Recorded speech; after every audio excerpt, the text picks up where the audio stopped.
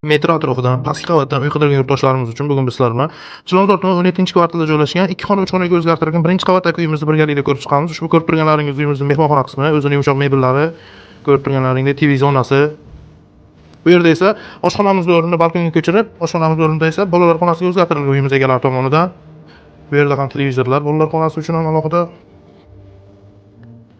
Uyimiz balkonimiz 1,5-3 bo'lgan balkonda uyimiz egalari tomonidan oshxonaga o'zgartirilgan. Ko'rib turganlaringdek, bu yerda ham kerakli barcha mebel va texnikalar yaxshi sifatlidan qo'yilgan. Romlar alishgan, panjaralar qo'yilgan. Uyimiz 4 qavatli binoning birinchi qavatida. Umumiy maydoni 50 metr kvadratdan iborat. Bu yerda esa ota-onalar yotoqxonasi. Zalimiz bilan bir xil kattalikda zerkalli planirovka deyiladi. Ko'rib turganlaringdek, barcha kerakli mebel va texnikalar bilan jihozlangan. Euro remontda. Gilamli eshikdan kirib kelish va razdельный sanuzorimiz keladi bu yoqda.